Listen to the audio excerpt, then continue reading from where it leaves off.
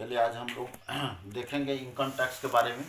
हमने पिछले 2 वीडियो बना चुके हैं जिसमें कि दोनों वीडियो जो थे कॉर्पोरेट अकाउंटिंग से रिलेटेड थे। आज हमारा इनकम टैक्स का ये फर्स्ट वीडियो है। तो इसमें पहले हम लोग जनरल बातें करेंगे, बेसिक बातें करेंगे इनकम टैक्स के बारे में और जानने का प्रयास करेंगे कि इनकम टैक्स होता क्या चीज़ है, आयकर क्या है और आयकर में कौन कौन सी ऐसी बातें बहुत इंपॉर्टेंट डिफिनेशन होते हैं जिसको हमें जानना बहुत ज़रूरी है और बिना हम उसके इन सब चीज़ों का अध्ययन नहीं कर पाते हैं। इसलिए एक बेसिक कॉन्सेप्ट होना हमारे पास होना चाहिए और इसके बारे में हम जानें। और कैसे जानेंगे इसके बारे में देखें। जैसे इनकम टैक्स, आप ये जानिए कि इनकम और टैक्स जो है दो वर्ड हो गया, एक हो गया इनकम, एक हो गया टैक्स। इनकम क्या होता है और इनकम कहाँ से आती है और ये टैक्स जो होता है कौन लेता है, ये आपको जानना जरूरी है।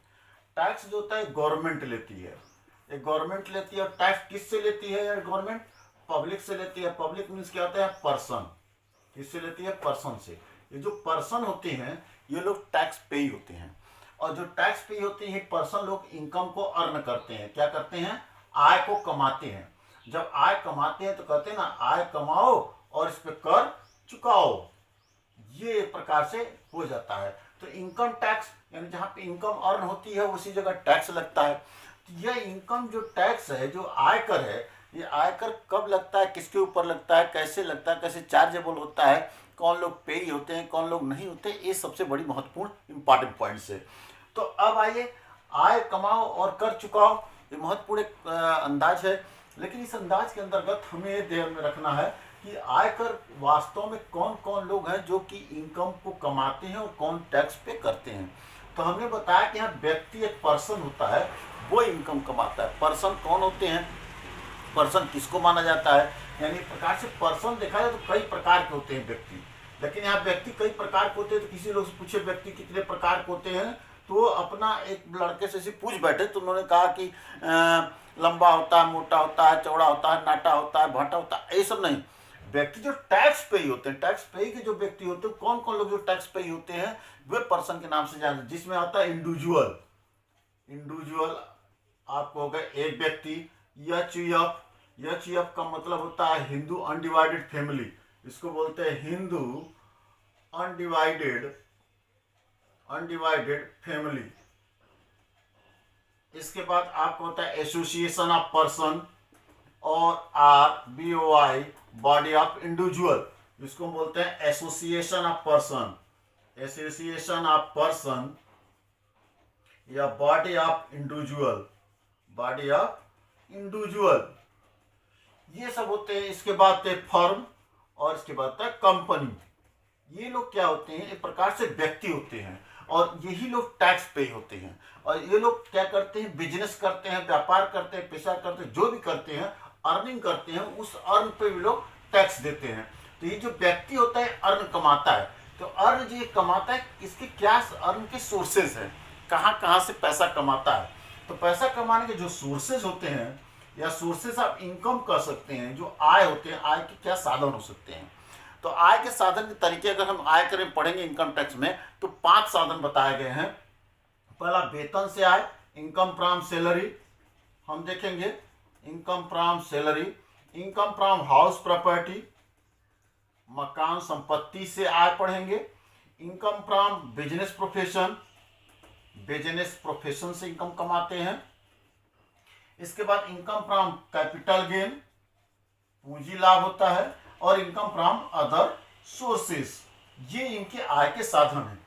हम इतने तरीके से व्यक्ति जो है, ये जो व्यक्ति होते हैं, व्यक्ति कौन, ये जो बताए जा रहे हैं आपको 5 तरह के, इंडिविजुअल हो गए, एचयूएफ हो गए, हिंदू, अभी आपको डिटेल बताएंगे, एओपी हो गए, बीओआई हो गए, फर्म हो गए, कंपनी, ये सभी प्रकार व्यक्ति हैं। ये व्यक्ति इतने प्रकार के आय के साधन, जो 5 आय के साधन बताए गए हैं, सोर्सेज ऑफ इनकम, जिससे वेतन भोगी एम्प्लॉय होते हैं, मकान संपत्ति से आता है, व्यापार पैसे से लाभ होता है, पूंजी लाभ होता है, अन्य साधनों के आय भी हैं। ये तमाम प्रकार के जो हमारे पास आय के तरीके हैं कमाने का, उस आय पर सरकार एक निश्चित रेट से टैक्स लेती है। क्या लेती है? एक निश्चित रेट होगा, सरकार डिसाइड करती है हर साल अपने बजट में कि किस हिसाब से टैक्स चार्ज करेंगे, आगे बताया जाएगा। तो ये टैक्स लेते हैं। तो ये लोग टैक्स चुकाते हैं एक निश्चित रेट से और एक निश्चित टाइम होता है। इन लोग को टाइम दिया जाएगा, आगे बताया जाएगा कि कैसे कब पेमेंट होता है, किस तरह से लोग टैक्स वगैरह देते हैं, कब इनका असेसमेंट होता है, कब इनका नहीं होता, किस तरीके से होगा, यह आपको विस्तार में बताया जाएगा। तो हम अभी डिफाइन बस इसलिए करना चाह रहे थे कि आयकर की जो डिफिनेशन है ये कैसे क्लियर होता है, आयकर क्या है। तो आयकर क्या है, तो आयकर मैंने आपको एक बताया कि आय पर ही टैक्स लगता है। कौन लेती है? सरकार लेती है। अब कैसे आय कमाते हैं? आय कौन कौन लोग कमाते हैं? व्यक्ति लोग कमाते हैं, जो हिंदुस्तान रहने वाले व्यक्ति लोग, कौन कौन से व्यक्ति में आते हैं, पर्सन कौन कौन से होते हैं, यानी पर्सन के अंदर क्या क्या शामिल होता है, जिसमें individual, HUF, Hindu undivided family, AOP, BOI, firm, company, ये सभी प्रकार के व्यक्ति होते हैं। और ये सभी प्रकार के व्यक्ति क्या करते हैं, जितने तरीके से आय कमा सकते हैं। तो आयकर में आय कमाने का तरीका जो बताया गया है वो 5 तरीका बताया गया है। एक तो वेतनभोगी कर्मचारी होते हैं सबसे अधिक, इनकम फ्रॉम सैलरी होता है, इनकम फ्रॉम हाउस प्रॉपर्टी होता है, कैपिटल गेन होता है, income business profession, other sources. ये आय के 5 साधन बताए गए हैं। इस तरीके से लोग आय कमाते हैं। उस आय पर एक निश्चित रेट होता है और निश्चित दर से लग के उन पर टैक्स लगाया जाता है। तो जब एक टैक्स लगाया था, किस पे लगाया था? इनकम पे लगाया था। इनकम कमाते कौन है? व्यक्ति कमाते हैं। देखिए, व्यक्ति इनकम कमाता है और इसी इनकम पर सरकार को टैक्स देता है और ये एक प्रकार से डायरेक्टली पे करता है, इसीलिए इसको हम लोग कहते हैं डायरेक्ट टैक्स भी बोलते हैं। एक प्रकार डायरेक्ट कौन पे करता है? पर्सन करता है। तो जो पर्सन टैक्स पे करता है इसी को हम डायरेक्ट टैक्स कहते हैं। अब आइए, आयकर क्या है? What is income tax? आयकर क्या है? आयकर अगर देखा है तो सभी लोग चुकाते हैं। तो सब कौन? कहाँ के लोग? देश विदेश नहीं, हमें अपने देश से मतलब है। तो इसीलिए हम कह सकते हैं आयकर संपूर्ण भारतवर्ष है, यानी इनकम टैक्स कंप्लीट इंडिया, यानी होल इंडिया। आयकर संपूर्ण भारतवर्ष है। संपूर्ण भारतवर्ष के अंतर्गत, यानी संपूर्ण भारतवर्ष, यानी मान लीजिए भारतवर्ष का एक नक्शा पूरा, इस भारतवर्ष के अंतर्गत जितने प्रकार के व्यक्ति पाए जाएंगे, टाइप ऑफ पर्सन, यानी ये व्यक्ति जितने प्रकार के हैं, ये सभी लोग जो आय अर्न करेंगे, जो इनके अर्न के साधन होंगे, इनकम के जो इनके आय के साधन है, ये सोर्सेज ऑफ इनकम है, जहां से आय अर्न करते हैं, उस आय पर एक निश्चित रेट से एक निश्चित समय में जो टैक्स या कर लगाया जाता है उसे हम आयकर कहा जाता है। तो ये आयकर कौन देता है? प्रकार से डायरेक्टली व्यक्ति पे करता है, पर्सन पे करता है, इसलिए हम डायरेक्ट टैक्स कहते हैं। अब आइए इसके थोड़े से हम डिटेल में चलने का प्रयास करते हैं। तो आयकर के बारे में बच्चों बस इतना जान लीजिए, आयकर किसे कहते हैं। एक सीधा सा फंडा आपके पास होना चाहिए कि भारतवर्ष के अंतर्गत जितने प्रकार के व्यक्ति होते हैं, यानी भारतवर्ष के अंतर्गत जितने प्रकार के व्यक्ति, वे व्यक्ति जितने प्रकार से आय के साधन है, जहां से पैसा कमाते हैं, उस पर एक निश्चित दर से एक निश्चित समय में लगने वाला कर है, जिसे हम आयकर के नाम से जाना जाता है। ये एक सिंपल भाषा हो गई। अब आइए, हमने कहा कि इनकम टैक्स के अंतर्गत तमाम बातें आई। सबसे पहले महत्वपूर्ण बात यह है कि इनकम टैक्स की अगर हम बात करें तो एक छोटी सी इसकी डिफिनेशन से पहले इसको हम बताएंगे कैसे कैसे हुआ। कि आयकर की एक बात तो हो गई, आयकर क्या है, कहाँ से है, किस तरीके से। अब आयकर का जो हल्का सा हिस्ट्री हम बताना आपको बताने की कोशिश करें कि आयकर शब्द कहाँ से लोगों माइंड में जन्म लिया। आयकर बहुत प्राचीन काल में लोग लिया जाता था, राजा महाराजा लोग अपने लेते थे। लेकिन धीरे धीरे जब राजतंत्र खत्म हुआ, और राजतंत्र खत्म हुआ तो जब अंग्रेजों का शासन आया, तो अंग्रेजों ने भारतवर्ष के 1857 में अंतिम क्रांति हुई, और उस क्रांति के बाद 1860 ईस्वी में अंग्रेजों का अधिपत्य भारत में हो गया। इसी तरीके से जब अंग्रेजों का अधिकार यहाँ पे 1860 में हो गया, तो उन्होंने अपने ब्रिटिश जो गवर्नमेंट थी अपने अनुसार उन्होंने भारतवर्ष में सभी लोगों से, किसानों से, मजदूरों से, गरीबों से, अमीरों से, जैसा था अपनी सुविधा के अनुसार उन्होंने उनसे कुछ राशि वसूल करना प्रारंभ किया, जिसे हम टैक्स के नाम से जाना गया। इस चीज को जो जनक थे वो सर जेम्स विल्सन थे। क्या हम थे?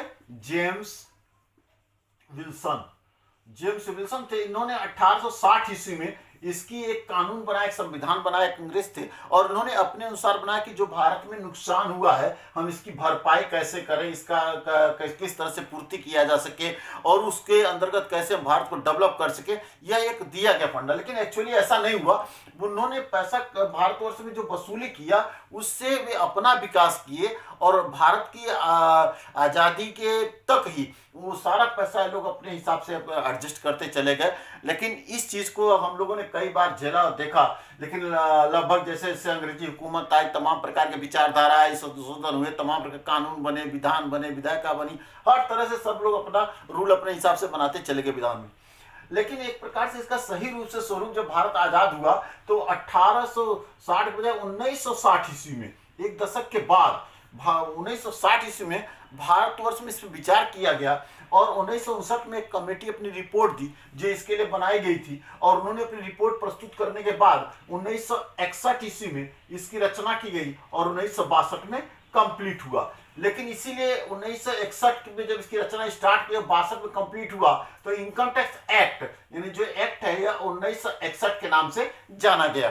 तो जहां जहां हम चर्चा करेंगे आयकर के बारे में तो आयकर के जब संविधान के बारे में तो हम यही बराबर हमेशा पढ़ते हैं इनकम टैक्स एक्ट 1961 आयकर अधिनियम 1961 यानी 1961 में यह हुआ 62 में जाकर कंप्लीट हुआ। हमने इसको संक्षेप में बताने का प्रयास किया कि इसकी जो हिस्ट्री हल्की से उसकी किताब बहुत ज़्यादा इस पर चर्चा करेंगे तो इसी में टाइम निकल जाएगा। लेकिन बेसिकली आप इतना जान लीजिए कि आयकर के जो जनक के रूप में हम मानते हैं 1860 ईस्वी जेम्स विल्सन ने इसकी रचना की और जेम्स विल्सन को फादर ऑफ इनकम टैक्स के रूप में हम लोग इसको देख सकते हैं।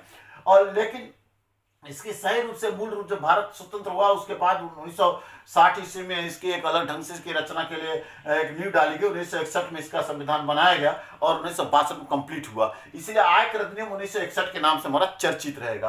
अब आइए हम ये तो 1961 में बताया जेम्स विल्सन के द्वारा। अब आइए हमने ध्यान रखेंगे कि 1961 जब आयकर अधिनियम 1961 के नाम से चर्चित रहेगा इसमें कुछ इंपॉर्टेंट पॉइंट है जिसपे हमको ध्यान देना बहुत जरूरी है। क्या क्या है, बड़ी मजेदार बात, उन सब बातों को ध्यान रखेंगे तभी आप लगा पाएंगे।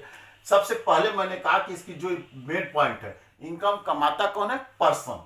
सबसे पहले पर्सन, ये पर्सन कौन होता है मैंने आपको बताया व्यक्ति है। और व्यक्ति के प्रकार कितने प्रकार पाए जाते हैं, टाइप ऑफ पर्सन मैंने बताया नंबर 1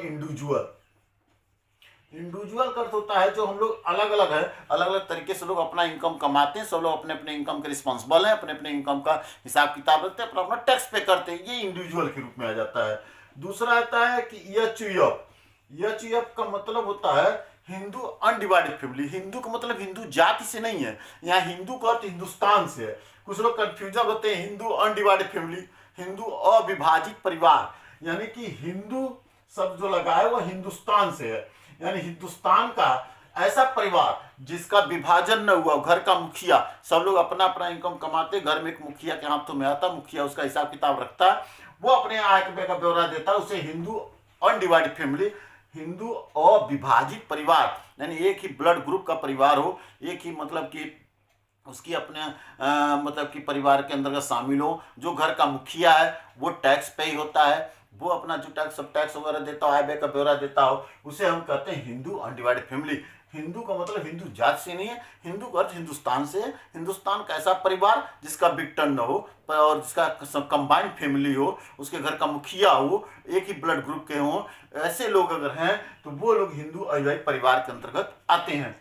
तीसरा हमने बताया था एओपी का मतलब होता है association of person or BOI body of individual. Association of person का मतलब होता है कि हम लोग 2-4-6 लोग मिलकर के अपना कारोबार करते हैं, विभिन्न जात धर्म के चाहे जिससे हों, तो उसके अंतर्गत ये सब शामिल कर लिए जाते हैं, ट्रस्ट वगैरह है सब आप आते हैं, तो इसको हम एसोसिएशन ऑफ पर्सन या बॉडी ऑफ इंडिविजुअल के नाम से जानते हैं। फोर्थ पॉइंट होता है फर्म। जो साझेदारी कंपनियां होती है जो 1932 एक्ट के संविधान के तहत जाती है वो आपको फर्म के नाम जानी जाती है। फर्म भी अपना टैक्स पेयर होती है, वो टैक्स पे करती है। इसके बाद आता है लास्ट में कंपनी। ये जो कंपनी है, कंपनी अपना खुद टैक्स पे करती है, अपने आप एक आर्टिफिशियल पर्सन होती है। तो इस तरीके से ये सब व्यक्ति हैं, ये 5 प्रकार के व्यक्ति हैं और ये पांचों प्रकार के जो व्यक्ति होते हैं एक टैक्स पे ही होते हैं। ये टैक्स पेयर जो होते हैं उसे हम एक प्रकार से कहा जाए कर देने वाले लोग होते हैं। तो जो कर देने वाले लोग उन्हें SSC भी कहते हैं, SSE। SSC मीन्स क्या होता है, करदाता, जो टैक्स को पे करने वाले होते हैं। तो हम इसे SSC के नाम से भी जाना जा सकता है, इसके हम SSC कह भी सकते हैं क्योंकि ये पर्सन लोग ही यही SSC हैं, यही टैक्स पेयर हैं। तो जो लोग टैक्स पे होते हैं उन्हें SSC या करदाता के नाम से कहा जा सकता है। तो ये सिंपल सी बात आपको बताने का प्रयास किया पर्सन क्या होते हैं। तो पर्सन टाइप ऑफ पर्सन कौन कौन से होते हैं, जो लोग टैक्स पेयर हो तो टाइप ऑफ पर्सन है जो इनकम टैक्स एक्ट 1961 के अनुसार, जिसमें मैंने कहा इंडिविजुअल है, एचयूएफ है, एओपी है, BOI है, फर्म कंपनी है, और ये सभी लोग आपके व्यक्ति के नाम से जाने जाते हैं। ये लोग टैक्स पे ही होते हैं, सीधा सीधा आप जान लीजिए। ये लोग हिंदुस्तान में हैं और हिंदुस्तान में लोग सारा लोग इनकम कमाते हैं और अपनी इनकम पे टैक्स देते हैं। अब प्रश्न उठता है कि जो व्यक्ति हैं ये कितने प्रकार के से आय कमाते हैं, इनकी आय क्या होती है जिसपे लोग टैक्स देते हैं।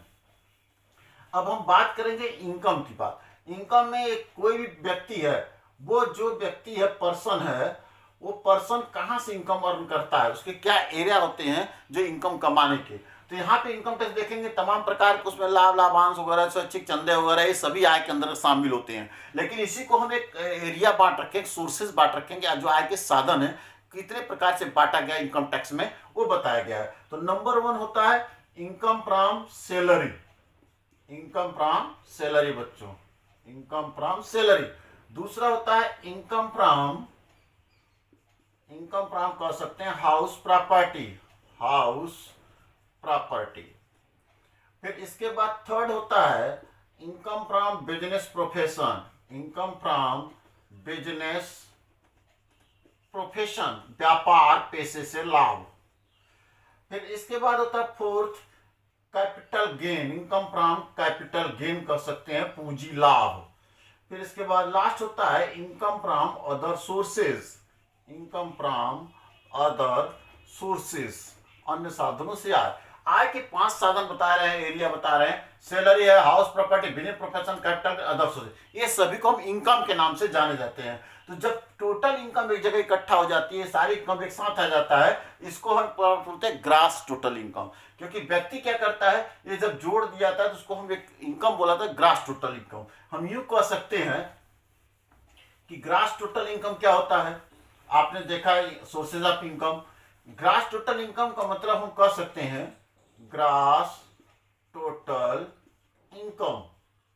ग्रास टोटल इनकम में सब शामिल हो जाता है। जब निकालते हैं इनकम फ्रॉम सैलरी, आप ध्यान देंगे, इनकम फ्रॉम ने बताया आपको, income from house property, house property, income from business profession, income from business profession. फिर यहाँ पे लिख सकते हैं income from capital gain, income from capital gain, और लिख सकते हैं income from other sources, income from other sources. ये 4 को छोड़ के बाकी जो बचता है इनकम अदर सोर्सेज, ये सबको अगर हम सॉल्व करने के बाद जो लास्ट में होता है ग्रास टोटल इनकम कहलाता है। तो ग्रास टोटल इनकम वह इनकम कहलाता है जिसमें सभी प्रकार के जो इनकम है, सभी प्रकार के इनकम के डिडक्शन वगैरह देने के बाद, स्लैब जो भी सब देने के बाद जो बचता है वो ग्रास टोटल इनकम कहलाएगी। सब कंबाइन करेंगे और ग्रास टोटल इनकम में से लेस करते हैं हम डिडक्शन। डिडक्शन क्या होता है, कटौतियां। कटौतियां क्या होती है, डिडक्शन अंडर सेक्शन आता है, हम यूं कह सकते हैं इसको अंडर सेक्शन। अंडर सेक्शन यानी यू ऑब्लिक एस रहेगा, अंडर सेक्शन 80C से 80U तक, 80U तक कटौतियां दी गई हैं। अगर हम ग्रास टोटल इनकम में से 80C से 80U कटौतियां लेस कर देते हैं तो जो बचता है वो कहलाता है टोटल इनकम। क्या कहलाता है, टोटल इनकम। हम इस तरह से हम टोटल इनकम के बारे में अध्ययन कर सकते हैं। तो ग्रास टोटल इनकम क्या कहलाता है, सभी प्रकार के जो पर्सन होते हैं, जितने टाइप ऑफ पर्सन, जितने प्रकार से इनकम कमाते हैं, सारे इनकम को एक जगह कलेक्ट कर लेते हैं, इकट्ठा कर लेते हैं, और इकट्ठा करने वाले ग्रास टोटल इनकम कहते हैं। उसमें से डिडक्शन घटाते हैं 80C से 80U तक, जो आता है वो कहलाता है टोटल इनकम। अगर हम बाय फॉर्मेट में अगर इसको देखना चाहें तो हम फॉर्मेट के अंतर्गत कैसे देख सकते हैं, इसी बात को एक सिंपल तरीके से आप देखिएगा। जैसे अगर हम इसको निकालना चाहें टोटल इनकम कैसे कैलकुलेट करेंगे, तो यहां लिखेंगे कंप्यूटेशन, एक इसका फॉर्मेट टाइप देख सकते हैं, कंप्यूटेशन इनकम फ्रॉम, यहाँ पे टोटल इनकम। अगर आप इस तरह से टोटल इनकम कैलकुलेट करना चाहें तो यहाँ लिखेंगे फॉर द असेसमेंट ईयर, अभी आपको बताएंगे असेसमेंट ईयर वगैरह क्या होता है। फॉर द असेसमेंट ईयर, इस समय क्या चल रहा है 2020-21। जब हम इसको कैलकुलेट करके निकालेंगे तो आय के जितने आपके साधन हैं, यानी पर्टिकुलर और यहाँ पे अमाउंट, ठीक। अब आय कितने साधन है आपको पता है। फर्स्ट इनकम फ्रॉम क्या होता है आपको मालूम है, इनकम फ्रॉम सैलरी, यह हो गया। दूसरा हो गया इनकम फ्रॉम यहाँ पे हाउस प्रॉपर्टी, हाउस प्रॉपर्टी। फिर होगा third income from business profession, फिर होगा fourth income from capital gain, फिर 5 होगा इनकम फ्रॉम अदर सोर्सेस। ये जो आय के साधन इसी को जोड़ते हैं तो बोलते हैं ग्रास टोटल इनकम। क्या कहते हैं? ग्रास टोटल इनकम, जिसको हम शॉर्ट में लोग जीटीआई भी बोलते हैं, ग्रास टोटल इनकम। अब ग्रास टोटल इनकम में से हम घटाएंगे डिडक्शन। डिडक्शन मीन्स कटौतियां। डिडक्शन अंडर सेक्शन, यहां पर लिखेंगे 80C से 80U तक, जो दिए जाएंगे आपको, जो उसके अंतर्गत आने वाले हैं, जो मतलब डिडक्शन पाने वाले लोग हैं, अगर इस तरह से फॉलो करते हैं जो इनकम टैक्स एक्ट में दिए गए हैं, उनको यहाँ पे छूट मिलती है। वो देने के बाद जो बचेगा वो आपको कहलाएगा टोटल इनकम। इसी टोटल इनकम पे लोग टैक्स पे करते हैं। तो कभी कभी आपके 4 नंबर में थ्योरी जरूर पूछता है what mean by the gross total income, what मतलब total income, difference between gross total मतलब टोटल इनकम और टोटल इनकम, ये सारी चीजें हैं। तो इन सब के बारे में हमने आपको बताया। ये क्या है? आय के साधन है जो व्यक्ति लोग कमाते हैं। व्यक्ति कौन? 5 बताए थे आपको, याद हमेशा रहे। 5 प्रकार के व्यक्ति, मतलब individual, HUF, firm, company, AOP, ये तमाम प्रकार के व्यक्ति हैं। और ये सब व्यक्तियों के बारे में ये लोग आय कमाते हैं, इस तरह से अपने आय पर एक टैक्स चुकाते हैं। अब आइए कैसे इनके आय का क्या क्या इंपॉर्टेंस, जो डिफिनेशन होता है जिसमें सारी बातें आती हैं, उनके बारे में हम लोग क्लियर करेंगे। क्या क्या उनके बारे में होता है।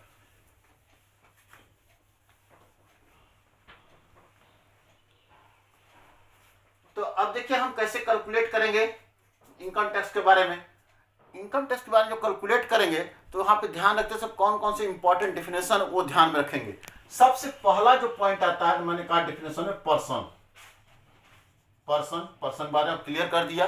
पर्सन किसे कहते हैं? पर्सन का तात्पर्य होता है कि वे व्यक्ति जो लोग टैक्स पे होते हैं, या टैक्स चुकाते हैं या टैक्स नहीं चुकाते, उसके लिए उत्तरदायी होते हैं, उन्हें पनिशमेंट दिया जाता है, पेनाल्टी वगैरह दी जाती है, ये सब बातें हैं। तो पेनाल्टी वगैरह ये सब चीजें हैं, इन सब बातों को ध्यान में रखना, उसे पर्सन कहा जाता है। पर्सन में कौन कौन लोग शामिल होते हैं? पर्सन मैंने कहा था 5 प्रकार के लोग शामिल होते हैं, आपको मैंने बताया था। इंडिविजुअल है, आपको ध्यान है। नंबर 2 हम एचयूएफ है। फिर इसके बाद आपको बताया थे एसोसिएशन ऑफ पर्सन है, या BOI बॉडी ऑफ इंडिविजुअल है। इसके बाद फर्म है, और इसके बाद क्या है? कंपनी है। ये सभी हमारे पर्सन के अंतर्गत शामिल होते हैं। दूसरा पॉइंट हम बात करते हैं इनकम, आय। अगर आय की बात करें तो आय में क्या होता है? आय के अंतर्गत मैंने कहा था तमाम प्रकार के जो व्यक्ति हैं, ये जितने प्रकार के इनकम कमाते हैं, जितने प्रकार के सारे इनके टोटल इनकम है, चाहे जो भी इनकम फ्रॉम सैलरी हो, बिजनेस प्रोफेशन हो, व्यापार पैसे से लाभ हो, कैपिटल गेन हो, अदर सोर्सेज हो, लाभ लाभांश, जो भी चीजें हैं वो सभी चीजें आपके इनकम के अंतर्गत शामिल करते हैं। अब तीसरी पॉइंट जो इसमें आती है, जब इनकम आ जाती है तो हम इनकम का क्या करते हैं? कैलकुलेशन। इनकम कैलकुलेशन कब करते हैं? हम लोग असेसमेंट ईयर में। किसके? असेसमेंट ईयर में हम इनकम का कैलकुलेशन करते हैं। असेसमेंट ईयर क्या कहलाता है? असेसमेंट ईयर वही ईयर कहलाता है जब हम व्यक्ति के इनकम का कैलकुलेशन करते हैं। व्यक्ति इनकम कब कमाता है? जब कमा लेगा तभी तो कैलकुलेशन होगा। तो कमाएंगे कब? प्रीवियस ईयर में। कब कमाते हैं? प्रीवियस ईयर में। ये प्रीवियस ईयर क्या होता है? प्रीवियस ईयर वह ईयर होता है जिस पर व्यक्ति अपने कारोबार कर लेता है। जैसे सपोज दैट हमारा प्रीवियस ईयर कब चालू है? इस समय चल रहा है जो वर्तमान समय, तो 1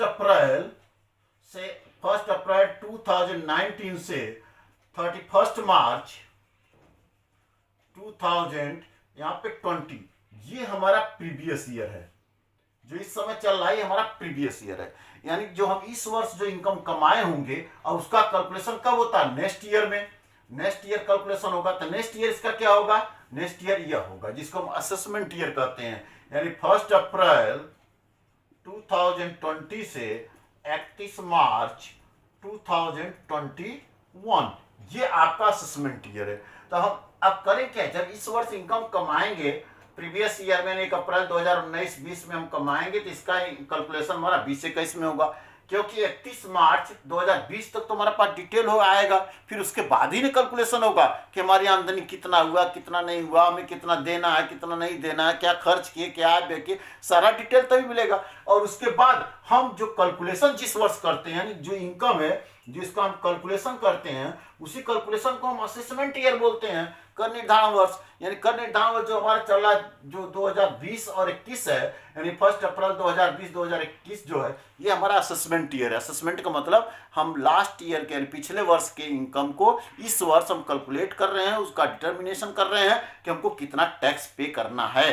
तो ये जो हम कैलकुलेशन करते हैं उसे असेसमेंट ईयर कहते हैं। हिंदी में बोलते हैं कर निर्धारण वर्ष। इसको क्या बोलेंगे? कर निर्धारण वर्ष, यानी कर का हम निर्धारण कर रहे हैं, कितना टैक्स देना है। और इसको बोलते हैं प्रीवियस ईयर, जिसको बोलते हैं हिंदी में गत वर्ष।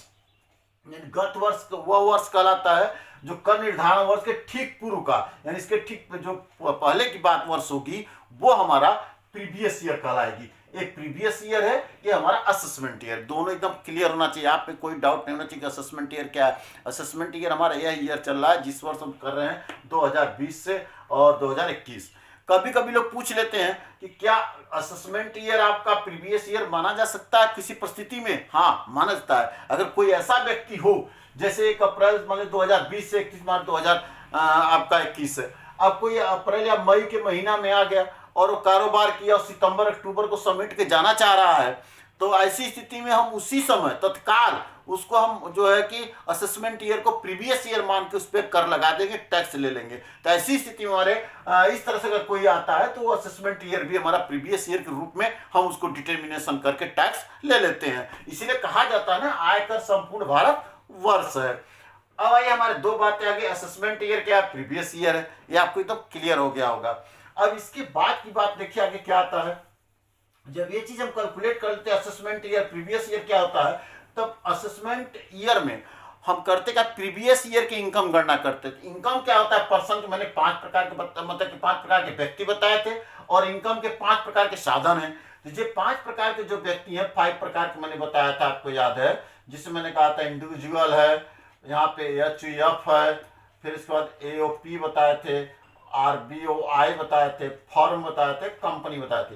ये जो आपके पर्सन है, ये पर्सन जो इनकम कमाते हैं, इनकम के 5 क्षेत्र मैंने बताया था। सैलरी आपको बताया था, income from salary, income from house property, फिर income from business house property, ऐसे। फिर इनकम फ्रॉम क्या बताया था आपको, बिजनेस प्रोफेशन, फिर इनकम फ्रॉम कैपिटल गेन और इनकम फ्रॉम अदर सोर्सेस, ये कैपिटल गेन्स। तो ये जो आय के आपके साधन है, तो इसी को हम बोले थे इनकम के अंदर, एक पर्सन के अंतर्गत मैंने बताया असेसमेंट ईयर और प्रीवियस ईयर। इसके बाद मैंने आपको बताया था, याद होगा, grass total income. Grass total income आपको डिटेल आपको बताया था। सारे टोटल इनकम का अगर हम ऐड कर देते हैं, टोटल करते हैं, ग्रास टोटल इनकम होता है। अब ग्रास टोटल इनकम में से हम डिडक्शन देते हैं, less deduction under section 80C से लेके 80U तक। इसको देने के बाद जो इनकम आती क्या कहलाती है, टोटल इनकम। हम इस टोटल इनकम पे फिर अपना टैक्स वगैरह लगाते हैं और एक निश्चित दर से लगाते हैं। और निश्चित दर आपको गवर्नमेंट हर साल डिसाइड करती है कि हमको कितना देना, किस रेट से लगाना है, गवर्नमेंट डिसाइड करती है। और हर साल के साथ जो रेट होगा उस हिसाब से लगे। जैसे इस साल जो भी रेट है आपका, मतलब कि जो 2 लाख, 2.5 लाख, 3 लाख, 5 लाख जो भी मतलब देने के बाद जो ओवर इनकम होगा उस पर टैक्स लगेगा, वो आपको भी आगे जो नेक्स्ट चैप्टर होंगे उसमें डिटेल आपको बताएंगे। तो यहाँ एक फंडामेंटल आपको बताना चाह रहे थे कि इनकम टैक्स का स्वरूप क्या है, तो इनकम टैक्स के अंदर कैसे लगाया जाता है। तो हमने कहा इनकम आयकर क्या है, तो मैंने कहा आयकर संपूर्ण भारतवर्ष है। संपूर्ण भारतवर्ष के अंदर विभिन्न प्रकार के व्यक्ति के द्वारा विभिन्न प्रकार के आय के साधन पर एक निश्चित समय से, एक निश्चित दर से टैक्स लगाया जाता है, जिसे आयकर कहते हैं। आयकर मैंने महत्वपूर्ण परिभाषा आपको बताने की कोशिश किया।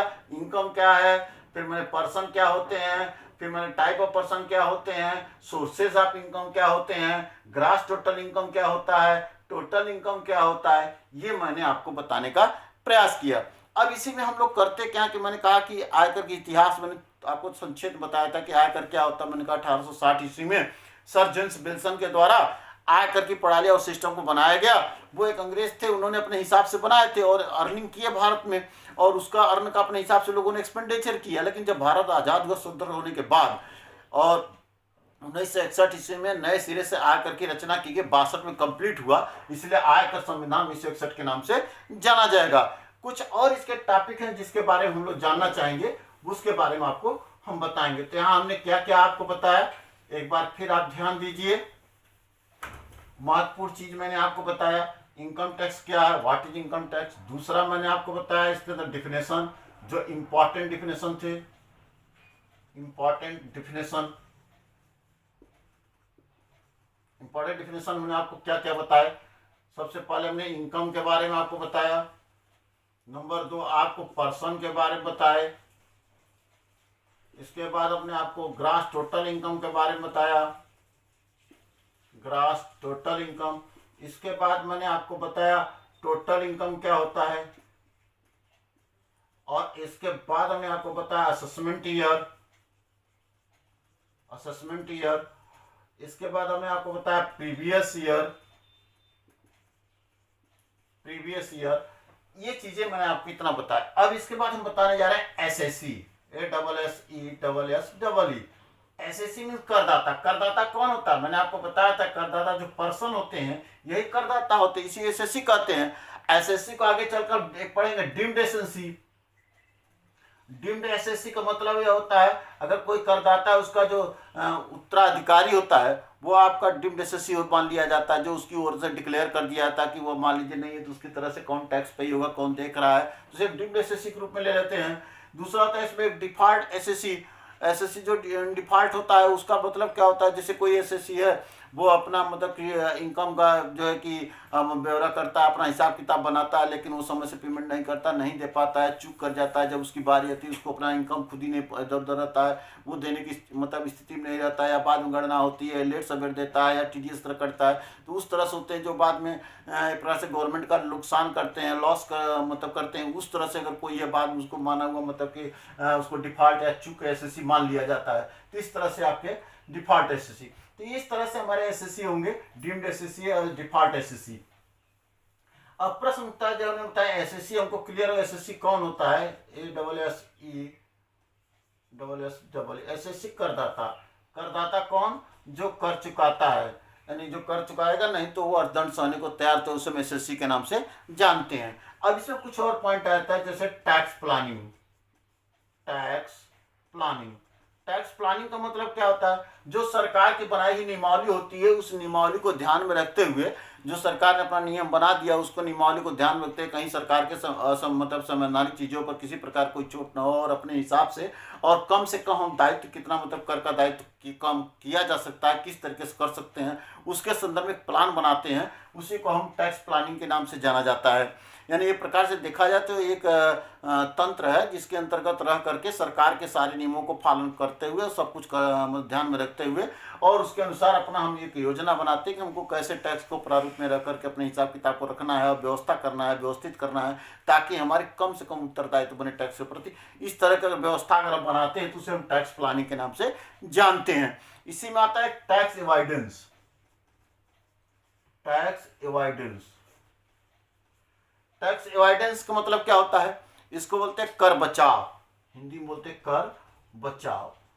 टैक्स एवॉइडेंस का तात्पर्य हो जाता है कि सरकार जो भी अपनी टैक्स की प्लानिंग बनाती है, सरकार का जो टैक्स का रूल आता है और टैक्स सरकार के द्वारा जो भी संविधान बनती है टैक्स के रूप में, उसके अंतर्गत कुछ अगर खामियां हैं या किसी प्रकार का उसका खामियों का लाभ उठाना चाहता है, यानी फायदा उठाना चाहता है, कौन, एसएससी करदाता, तो उसे हम टैक्स मतलब के प्रकार से अवॉइडेंस के नाम से टैक्स या कर बचाव कहते हैं।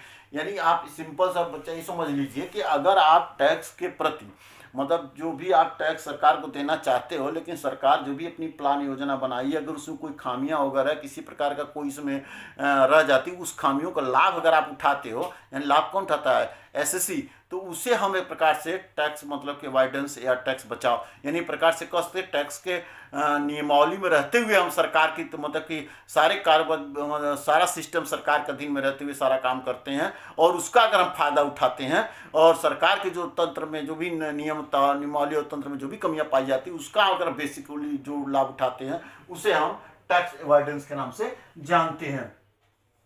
अगला एक प्रकार से होता है tax evasion. Tax evasion, tax evasion. Tax evasion का मतलब यहाँ पे हो जाता है कर अपवचन, कर अपवचन, कर टैक्स अपवचन। इसका अर्थ यह होता है कि कुछ लोग ऐसे होते हैं जो टैक्स की चोरी करते हैं, जानबूझ के करते हैं, यानी एक प्रकार से सरकार के नियमावली को ध्वस्त करते हैं, सरकार के नियम के खिलाफ जाते हैं। वो सरकार कहती है टैक्स वगैरह सबको देना, ईमानदारी से दीजिए, लेकिन कोई ईमानदारी का यहाँ परिचय देना नहीं चाहता है। चाहता है कितना कितना अधिक लूट ले, कितना कितना अधिक बना ले, कहीं अपना मकान, बिल्डिंग, घर द्वार कितना बना ले इलीगल तरीके से। कई लोग आप देखने को जो पूंजीपति होते हैं ना, कई जगह बिल्डिंग पकड़ाती है, इनकम टैक्स छापा मारते हैं, ये पकड़ा है वो पकड़ा है, कोई मतलब ये तमाम प्रकार के जो इलीगल तरीके से कारोबार करते हैं, जो सरकार को जानते हैं लेकिन जानबूझ के करते हैं, वो समझबूझ के गलतियां करते हैं, सरकार को लूट घसुट करते हैं, सरकार का कहीं न कहीं नुकसान पहुंचाते हैं, तो उसी को हम बोलते हैं टैक्स इवेजन यानी कर अपवचन। तो इस प्रकार से एक धोखा देना, सरकारी तंत्र को धोखा देना होता है और उसके उस उद्देश्य से लोग करते हैं। कर्मचारी लोग जो भी है इसके ऊपर लूट घसुट करते रहते हैं, जानबूझ के करते हैं, उसे हम टैक्स इवेजन के नाम से जानते हैं। और लास्ट हम कह सकते हैं tax management. Tax management, tax management एक प्रकार से देखा जाए टैक्स प्लानिंग का ही प्रारूप है, क्योंकि जब मैनेजमेंट करेंगे तभी तो टैक्स प्लान बनेगा। यानी एक प्रकार से टैक्स प्लानिंग का ही टैक्स मैनेजमेंट, एक प्रकार से दोनों एक दूसरे के पूरक हैं और उसके बिना नहीं काम चल सकता, इसीलिए इसको हम टैक्स मैनेजमेंट के नाम से जाना जाता है। इस तरह से हम कह सकते हैं कि एक प्रकार से सिंपल वे में आपको बता सकते हैं आयकर क्या है। आयकर संपूर्ण भारतवर्ष से, ध्यान रखिएगा, संपूर्ण भारतवर्ष से विभिन्न प्रकार के व्यक्ति आपको बताए थे, टाइप ऑफ पर्सन, जिसमें इंडिविजुअल, एचयूएफ, फर्म, कंपनी, इन सब प्रकार के जो 5 प्रकार के व्यक्ति हैं, ये विभिन्न प्रकार के आय के साधन, जो डिफरेंट टाइप के आय के साधन हैं, उस पर एक निश्चित दर से एक निश्चित समय में लगने वाला कर है। यानी एक निश्चित रेट होगा, एक निश्चित टाइम होगा, उस पर टैक्स लगेगा, वो एक प्रकार से हम आयकर कहते हैं। इसीलिए मैंने कहा आयकर संपूर्ण भारतवर्ष से। तो मैंने एक आपको बेसिक रूप से एक पहला वीडियो डाला और इसको आप बेसिक अपने कॉन्सेप्ट को लीजिएगा और इसको देखने का प्रयास करेंगे। अभी तो हमने न तो इस पर किताबों पे थे, ना उसके हम कहीं उस पर थे, लेकिन जो एक टैक्सेशन के अंदर जो महत्वपूर्ण बातें आती हैं उन सब के बारे में छोटी छोटी पॉइंट जो एकदम क्लियर कट कुछ न्यूमेरिकल बेस पे कुछ इस तरीके से इसके बारे में बताने का प्रयास किया है। बच्चों एक तो मेरा फर्स्ट पहले वीडियो डाल रहा हूँ और इस पर आप लोग देखिएगा, जितना आगे कहेंगे तो फिर उसके अनुसार आगे कार्य करेंगे। ठीक है बच्चे, तो इसी पे हम लोग बंद करते हैं। नेक्स्ट टाइम नेक्स्ट पे फिर मिलेंगे।